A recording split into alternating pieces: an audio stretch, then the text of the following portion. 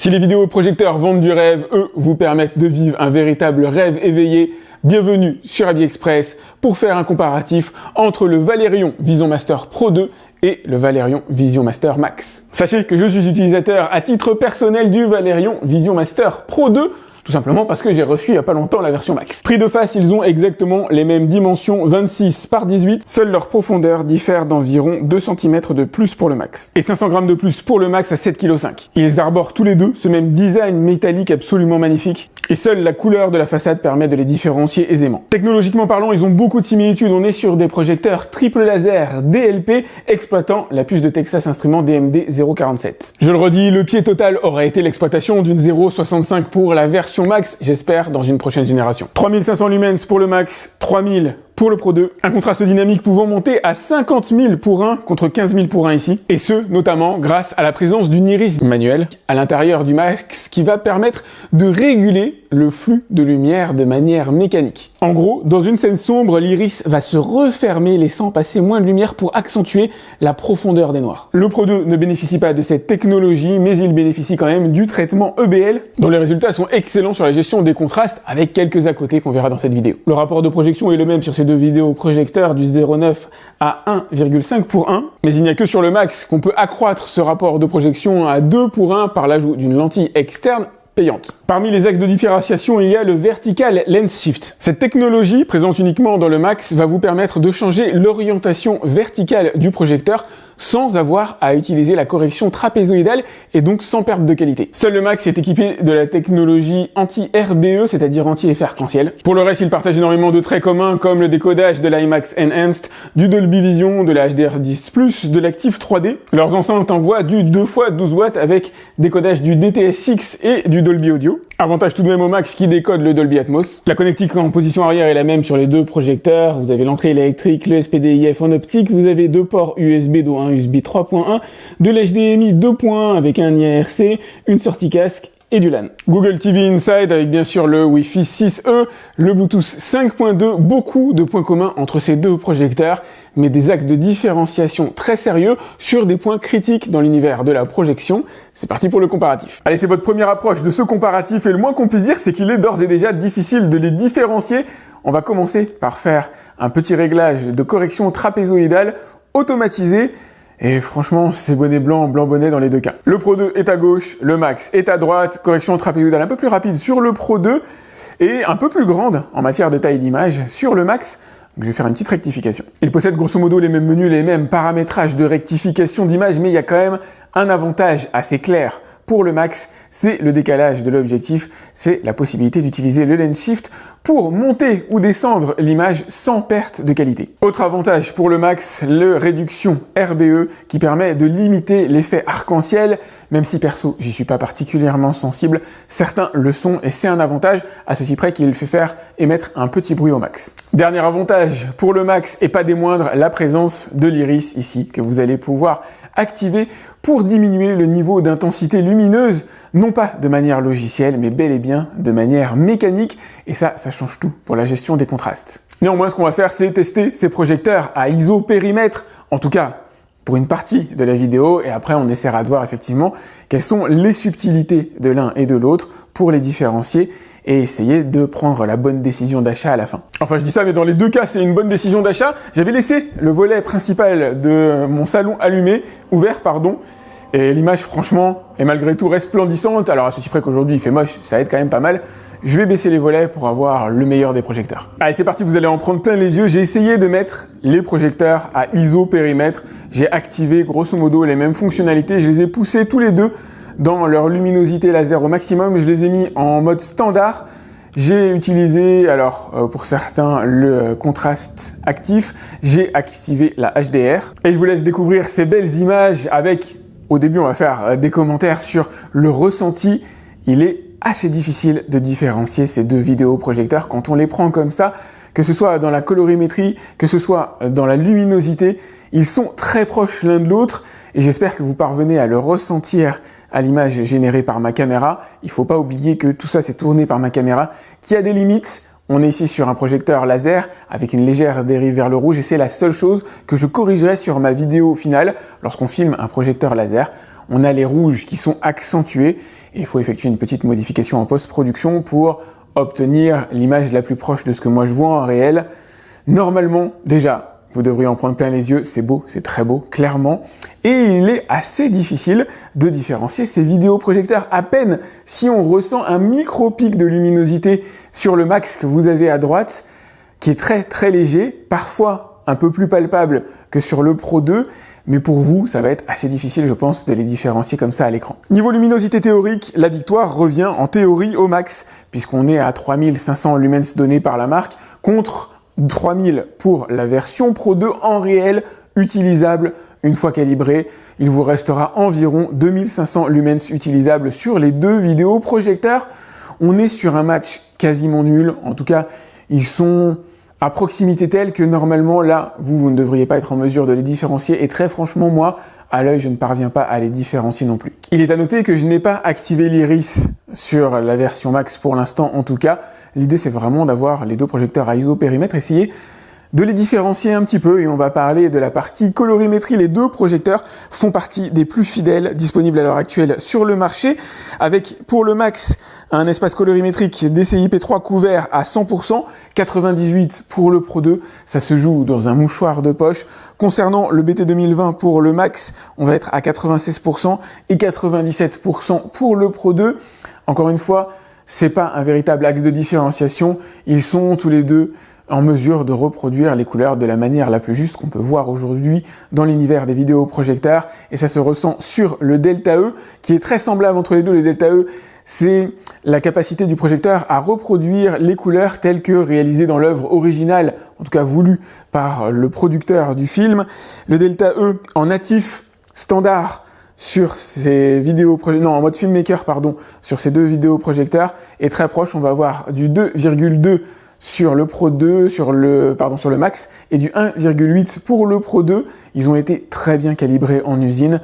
C'est d'ailleurs parmi les meilleurs calibrages disponibles aujourd'hui sur le marché. On notera qu'une fois calibré par vos soins, et ça va dépendre du matériel que vous allez utiliser, il est tout à fait possible de faire descendre le Delta E largement en dessous de 1 dans les deux vidéoprojecteurs. Idem niveau contraste, lorsqu'on les prend comme ça, ils sont extrêmement peu différenciables en natif, de manière générale de toute façon sur les puces DMD 047, au-delà des réglages qui sont effectués en usine et des fonctionnalités supplémentaires, le contraste natif tourne autour de 1400-1500 pour 1. Le contraste est un élément véritablement fondamental dans les scènes sombres pour révéler les détails et ne pas avoir la sensation d'une image moirée, d'une image finalement peu regardable. Alors là, vous êtes sur des vidéos qui sont taillées d'une certaine manière pour vous donner le meilleur du vidéoprojecteur, mais quand on commence à tomber dans des scènes à la Batman Dark Knight, là, véritablement, il y a moyen d'exploiter ces vidéoprojecteurs et vous savez dans quoi vous avez mis votre argent quand vous regardez ce genre de film extrêmement difficile. Et c'est pas les seuls, évidemment. Et à ce stade, effectivement, en tout cas dans certaines scènes, l'iris mécanique va vraiment permettre au max de tirer son épingle du jeu. Il existe plusieurs modes d'iris mécanique pour la version max qui vous donneront plus ou moins de contraste, mais affaibliront aussi la puissance lumineuse forcément, puisque l'idée est d'inhiber de manière mécanique les lasers qui sont au nombre de 40 à l'intérieur du max, là où ils sont au nombre de 30 à l'intérieur du Pro 2. Ça va mécaniquement amoindrir la luminosité. À vous de voir le réglage après qui vous plaira en fonction de vos objectifs, mais il y aura clairement un avantage pour la version max que vous avez ici à droite concernant la gestion des contrastes. Regardez, je me suis mis en mode cinéma 2 pour la version max et déjà on peut voir une dérive colorimétrique, en tout cas une couleur légèrement différente de la version du Pro 2 que vous avez à gauche. Et du coup, il est super intéressant d'avoir les deux projecteurs côte à côte. Alors déjà, on aura une version un peu plus cinématographique ici sur la version Max que sur la version Pro 2. Effectivement, on va distinguer une profondeur des noirs accentuée sur la partie droite par rapport à la partie gauche, mais une image aussi plus flatteuse d'une certaine manière lorsqu'on conserve les réglages natifs. Tout dépend de votre sensibilité aussi et de vos objectifs par rapport à ce que vous allez regarder. On notera que lorsque vous utilisez l'iris mécanique, vous avez un niveau de luminosité qui est diminué entre les deux projecteurs, donc ils ne sont plus à isopérimètre à cet instant précis. Donc je vais mettre le Pro sur 8 pour pouvoir les comparer. Je vais activer au max les détails sombres, je vais mettre au max le contraste active. Évidemment, j'active le Dynamic Tone Mapping. Alors je ne sais pas si vous avez la possibilité de vous concentrer dessus, mais entre la version activée et la version désactivée, il y a véritablement un delta. Alors là, il est très difficile de le voir malheureusement à l'écran au travers de ma vidéo, puisque vous, ce que vous voyez, c'est des vignettes un peu des timbres poste par rapport à ce que moi je vois, mais le Dynamic Tone Mapping, c'est une grosse réussite à l'intérieur de ces projecteurs. Et ça se ressent énormément, je trouve, le noir beaucoup plus profond ici sur la version max, avec la sensation d'une image qui est plus proche de l'œuvre originale, très probablement, et même assurément, que sur la version Pro 2, qui n'est malheureusement pas équipée de l'iris. Il fallait bien qu'il y ait une différence entre les deux, notamment en matière de tarifs. À voir pour vous si réellement le jeu en vaut la chandelle. Il y a 2000 € d'écart quand même entre ces deux vidéoprojecteurs, mais c'est vrai que quand on les met côte à côte, ça se ressent vraiment. Alors vous, à l'écran, mon réglage caméra est peut-être pas idéal. Et regardez maintenant, si je change la focale sur mon appareil photo, vous pouvez voir que il y a un grisé, un moiré beaucoup plus présent sur la version Pro 2 à gauche que sur la version Max, avec, encore une fois, des noirs beaucoup plus profonds, mieux gérés par l'iris mécanique.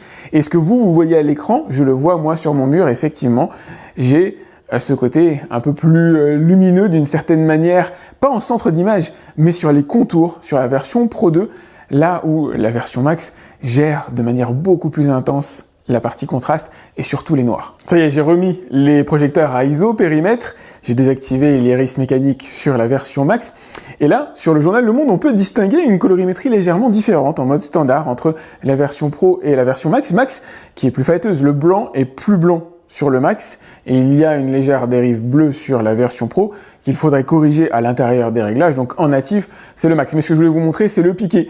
En apparence, il est franchement très semblable entre ces deux vidéoprojecteurs. Avantage quand même pour le Max, si les caractères étaient ultra zoomés, effectivement, on pourrait s'apercevoir que la matrice DLP du Max est légèrement mieux exploitée, peut-être par la présence d'optiques de meilleure qualité, mais ça se joue à, franchement, une fraction négligeable. Si vous en ressentez le besoin, vous pouvez activer dans les deux projecteurs le mode super résolution qui va lisser les contours des objets, améliorer leur définition de manière logicielle, mais de manière native, effectivement, on constate une meilleure exploitation par la partie Max. À distance de visionnage de film, la matrice de pixels n'est absolument pas visible, mais si on se rapproche, éventuellement, il est possible de la voir, auquel cas, vous enclenchez le mode très net pour avoir un petit boost. La technologie d'interpolation de mouvement MEMC est pour moi fondamentale à avoir dans un vidéoprojecteur. J'aurais tendance à vous recommander de ne pas en acheter un qui en soit dépourvu. Heureusement, bien sûr, dans ces deux vidéoprojecteurs, elle est là. Lorsqu'elle est désactivée, on peut sentir des micro-saccades. Ils sont extrêmement réduits sur cela, c'est très bien maîtrisé de base,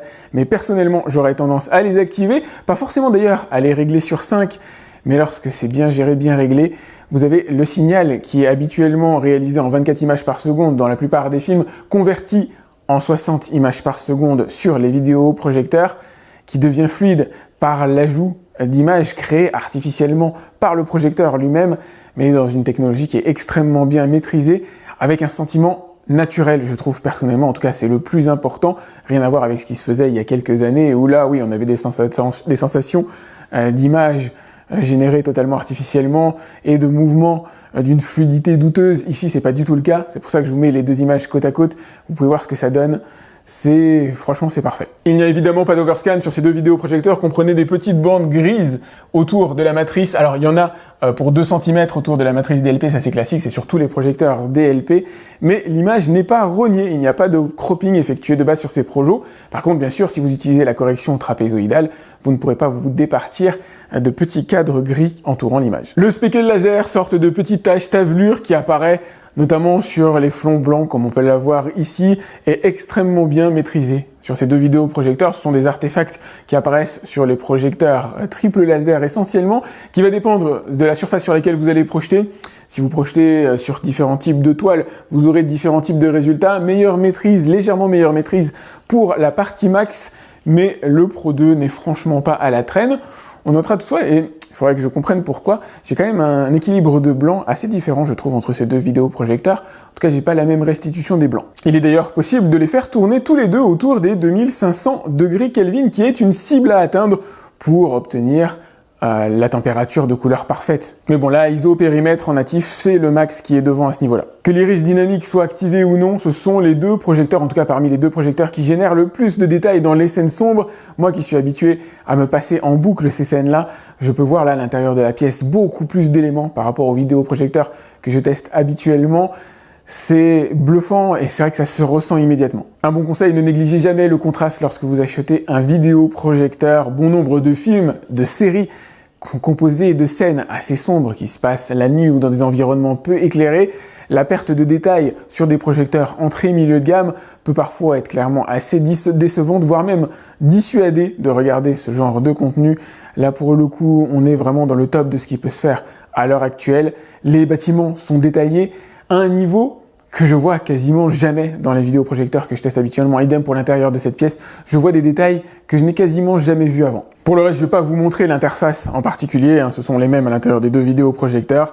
Vous pouvez les voir évoluer directement dans les tests unitaires que j'ai effectués de chacun des deux projets. Au niveau des jeux vidéo, les deux projecteurs sont quasiment ex aequo et là ce qu'on teste c'est l'input lag, c'est-à-dire le délai entre le moment où j'effectue une action sur la manette et sa répercussion à l'écran. Ce délai est fondamental pour pouvoir jouer dans de bonnes conditions et ce sont parmi les meilleurs vidéoprojecteurs qui sont disponibles à l'heure actuelle sur le marché, avec des input lag qui tournent autour de 17 à 20 millisecondes, 17 pour la partie Pro 2, 20 millisecondes pour la partie Max, pouvant même descendre encore plus bas et approcher le milliseconde en activant les fonctions 120 et 240 Hz qui sont les les fréquences de fonctionnement natives des puces DLP. On peut donc dire sans trop se tromper que ces deux vidéoprojecteurs sont parmi et peut-être même les meilleures offres du marché pour les hardcore gamers. En tout cas, ce sont des vidéoprojecteurs avec lesquels vous pourrez jouer aux jeux vidéo dans de bonnes conditions, que ce soit en provenance d'un ordinateur, d'une PlayStation, d'une Switch. Idem niveau audio, on est dans l'excellence parmi ce qui se fait aujourd'hui sur le marché des vidéoprojecteurs,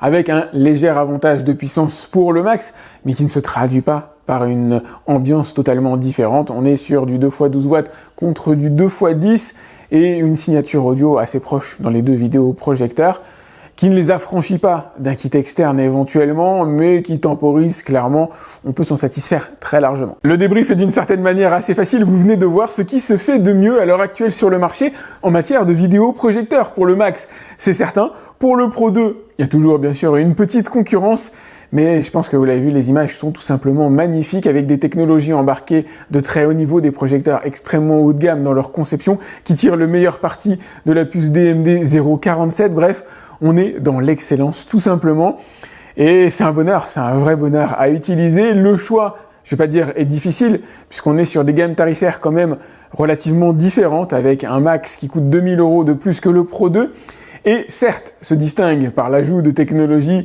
relativement importantes, mais qu'on peut nuancer d'une certaine manière, à moins de tenir une salle de cinéma, d'avoir un très gros recul, un gros niveau de luminosité, et encore, ils sont assez proches en matière de luminosité, mais à l'intérieur du salon, et que les poteaux de projecteurs sont pas faits à la base pour concurrencer la lumière du soleil, s'ils sont relativement proches des murs, ça va, ça permet quand même de les utiliser en plein jour.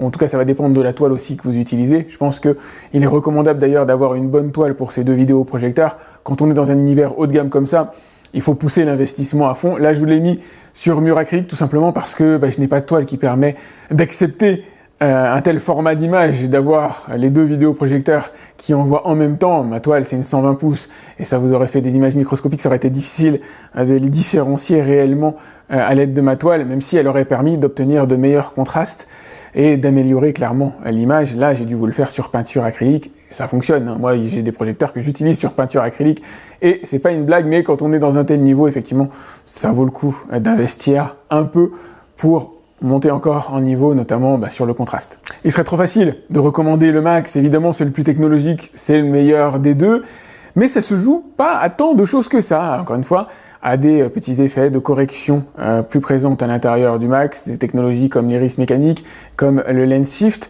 qui aurait pu équiper d'ailleurs le Pro 2 à cette gamme de prix, ça aurait pas été inédit à l'intérieur du Pro 2, mais bon, ça permet de les différencier. Pour moi, en matière de rapport qualité-prix, c'est clairement le Pro 2 qui tire son épingle du jeu, c'est vers lui que je m'orienterai à titre personnel. Maintenant, si vous avez budget limité, allez au Max. Quoi qu'il en soit, si vous recherchez une image au top, vous êtes clairement sur la bonne marque. Pensez à liker cette vidéo, c'est important pour moi. Je vous ai mis les liens pour aller voir les tarifs de ces deux vidéoprojecteurs là pendant la période du Black Friday si vous regardez cette vidéo pendant le Black Friday. Et puis sinon, de toute façon, les liens restent valides quoi qu'il arrive. Pensez donc à liker cette vidéo, à vous abonner à ma chaîne. Si vous avez des questions concernant le Pro 2 et le Max, n'hésitez pas à me les laisser directement dans les commentaires de la vidéo YouTube. Je vous mets aussi les liens vers les tests unitaires que j'ai réalisés de ces deux vidéoprojecteurs. Quant à moi, je vous dis à très vite pour un autre test sur AviExpress. Salut!